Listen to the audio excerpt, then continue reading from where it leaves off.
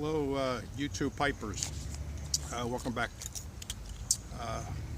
This is a video I actually tried to make the other day, but my camera wasn't, my phone wasn't cooperating, and the audio and video were out of sync.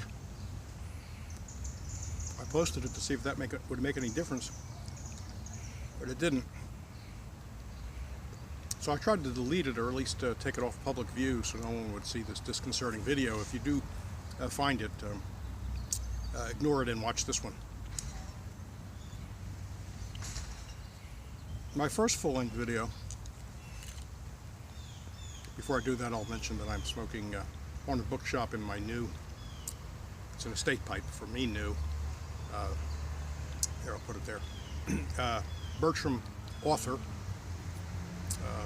I got this in another pipe, Al Club, Dublin, for less than $30, including shipping. So I think I did very well. These pipes were smoked, but in very good shape. I just put some cheap vodka through the whole thing, and this one's smoking great. I haven't smoked the Dublin yet. In my earlier video, the full-length one I did about who the heck am I mentioned a pipe that my father gave me, but I didn't have it right at hand, and I promised to show it. So here I will now show it. This is the pipe my father gave me. It is a Danish pipe. The brand is Celius with a C, and the model is it's a Celius Root Knight with a K, K-N-I-G-H-T, number 13. Beautiful pipe, smokes great. I've had it for a long time. It is really very nice grain. I don't know how well it's going to show up. I've been smoking it for, since the 60s, and it's just a wonderful pipe. Had to show it from my father. Before I swing into this video about my Tobacco Odyssey, the previous video I did, the longer one was on my Pipe Odyssey, I wanted to do a couple of things. First of all, I wanted to do two shout-outs. One to Matches860 for his encouragement in my getting started making pipe videos. He was great help, moral support, as well as some practical tips.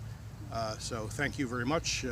If you haven't checked out his channel, although it's a very popular channel, he's been around a long time, do check it out. Subscribe to it. You'll learn a lot. He's a lot of fun. He does live streaming on Fridays, and those are a great deal of fun. Second shout out is to my fellow Arkansan here, or Arkansan, as I like to say, Paul, who's known as the Razorback Piper Guy. He's a personal friend. He's not an internet friend. He's a guy I see almost every week at our local brick and mortar, the great pipe and tobacco shop in Little Rock, Arkansas, across the street from the University of Arkansas at Little Rock. Wonderful shop. Shout out to Greg, Nathan, and Michael for all the great service. We love that place. It's an institution, and we hang out there the way guys used to hang out at both old tobacco shops and also old barber shops. So I hope if you're in Little Rock, you'll do stop by. Great selection of tobaccos, great selection of pipes, and great selection of people. Always a lot of fun. We have the famous table of knowledge there, where people sit around and talk about just about everything. Drink coffee, eat donuts, and smoke, and a lot of cigar smokers there too, but that's okay. We accept them. I also wanted to start off on a note of humility. We have to remember that when we're talking about things like pipes and tobacco, we're in the realm of subjective taste. There's an old Latin phrase, de gustibus non est disputandum, which means pretty literally, there's no disputing taste. If I say something tastes good, or I say it tastes good to me, nobody can come and contradict me and say, no, it doesn't taste good to you. Or how can you say that? It doesn't taste good to me, so therefore how can you say it tastes good? Everybody would recognize that as a ridiculous statement. So that's true of tobaccos. The test is, if you like a tobacco, then you like a tobacco. Enjoy it. Same thing with a pipe. A shape, a grain, a stain may appeal to your eye, but not appeal to my eye, and vice versa. There's no way I can say, you're wrong, that shouldn't be appealing to you. So that's why I think we should approach this with humility. We're all speaking from our personal experience, and that's the ballpark we're in. We should never forget it. Sometimes you hear people get a little dogmatic about what's good and what's bad. I hope I can be heard above some traffic noise behind me. Let's press on. I wanted to also tell a quick story about 3 street compliments I got recently for my pipe smoking. One, the person didn't know she was complimenting my my pipe or the tobacco, but I was standing on a corner in my neighborhood here and smoking Cornell and Deal's Autumn Evening, which is a delicious aromatic that is made from red Virginia Cavendish with a very light, to my taste, pleasant maple flavor. Very nice room note, but also good for the smoker. And my back was to a couple that was walking down the street, so they couldn't tell that I was smoking, and I wasn't making a lot of smoke. Of course, you know, as you know, a experienced smoker doesn't have to make a lot of smoke. You just need a little bit of a ember there and to get enough smoke and flavor in your mouth and in your nose. So they wouldn't have known what was going on, but I hear the woman say, "That smells wonderful. What is that?" And I didn't turn around and say, "Hey, it's my pipe and I'm smoking Autumn Evening." I just let them go. And the guy that was with her didn't have any theory about what that was. So I took that as compliment number 1. Now, a couple weeks later, I was walking through a parking lot at my local Kroger supermarket, and I'd remembered I wanted to tell my wife about that experience, that earlier experience. And just as I was thinking of that, a woman who was putting her packages away in her car said to me, and I had a pipe in my mouth at that point, a little meerschaum pipe. She says, "Your pipe smells great." And I just turned around and said, "Thank you, it's maple." And I walked on. So that was number 2. Number 3, I was sitting on my porch back here early one morning, 6 o'clock in the morning, a totally quiet morning, smoking Epiphany, Cornell & Deal's Epiphany, which is the blend based on a favorite blend of Einstein's. He knew it as Revelation. And one of the people in my little apartment complex here walked over and said, "Someone must be cutting their lawn. That smells very good." And I didn't take up a conversation, but I remember thinking to myself that in my experience, I might have misspoken. She said someone must be watering the lawn. I might have said cutting. Watering. In my experience, watering a lawn doesn't create any sort of aroma. Cutting a lawn does. You get that hay smell, which I like and a lot of people like, some people don't like. And I have hay fever, but I still like it. And so I think what she was smelling was the Epiphany. But I didn't have the pipe in my mouth at that point. I was sort of sitting on a bench or a chair with the pipe sort of in my lap at that point. And so she wasn't obvious what I was doing, but I can't help but believe she was commenting about the Epiphany. So I take that as compliment number 3. Now that's a change from what smokers often hear when they walk past people, or people walk past them. Someone will go fake cough as if to say, "Oh my God, you're smoking." So it's nice to report 3 compliments that I got for my pipe smoke. Okay, well, as I mentioned in my first longer video, I have a couple short ones up there, but then the one that runs about 12 minutes, I talked about my old pipe odyssey beginning in the mid-60s when my father set me up with a pipe. My father was a pipe smoker, cigar chewer, and he set me up with a pipe when I was 15 maybe. And his purpose was to keep me from smoking cigarettes. I never really became a cigarette smoker. I never could inhale a cigarette. It made me cough and irritated my throat. I faked it once in a while with friends, but like Bill Clinton, I didn't inhale except I really mean it, and I was only smoking tobacco. So he started me off with Cherry Blend, Middleton's Cherry Blend, which is a tobacco I believe a lot of young pipe smokers got going with back in those days. They probably start on other aromatics today, but aromatic is a typical introductory smoke that tobacconists will give or sell to a newbie, a new pipe smoker.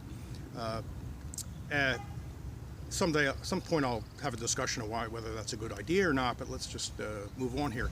I had the usual experience people had. I got tongue bite, I didn't know how to pack it, so it was too tight, got too hot, I didn't really enjoy it. I didn't taste the cherry that I smelled in the pouch, and so I didn't immediately, with gusto, plunge into pipe smoking. I just slowly developed the hobby and the enjoyment, and it took me some time. Eventually I decided, I don't know what other aromatics I smoked, but I assumed for a while I was smoking aromatics. Eventually I decided I needed something else So I moved on, and at that point, late high school and in college, I was working downtown Philadelphia. I was born and raised in Philadelphia, and I was working in City Hall for a title insurance company, and I would spend my 2-hour lunch hours, yeah, you heard that correctly, 2-hour lunch hours, in the great old tobacco shops in Philadelphia. I hope they're still around. I fear maybe some or all of them are gone.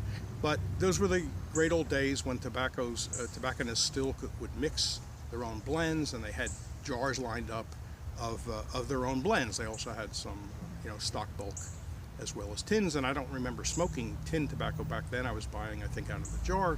And based on my current experience, I believe I must have been smoking a lot of English blends, Latakia and Oriental. Latakia forward in some cases, Oriental forward in some cases. The reason I think that is because when I smell Latakia, any Latakia blend today, I'm taken back to those days. And so to me, that's an indication that that's what I was smoking back then. And I couldn't tell you what they probably had a name given by the tobacconist. They often did that, especially if it was their own blend. So I don't know where the base ingredients came from. Who knows where they came from? McClellan or McBaron or whatever. But I enjoyed those quite a bit and was smoking quite a bit. And I went on to smoke tin tobaccos of that genre. For example, Bengal slices and some other things. I smoked an awful lot of early morning pipe from Dunhill and enjoyed it quite a bit. At some point, though, I began to get a message that the people around me, people close to me, didn't like the smell of Latakia. I can't understand that. I know there are people that don't like Latakia or the smell of it. So I was living near Charlottesville, Virginia back in those days, and I ran over to the old pipe shop there, which is what it's called, near the University of Virginia, and I said to the tobacconist there, help me, what can I do? Tobacconist was sort of like the bartender, right? He was sort of the poor man's therapist. He was there to dispense advice, particularly about tobaccos, but probably other things as well. Anyway, he said, well, how about trying straight Virginia? That won't alienate the people around you, and you may enjoy it. So it was my first experience. He sold me a flake. I don't know what it was. It was out of a jar. Probably was a big name, but it was a long flake. I remember it sort of being about this long.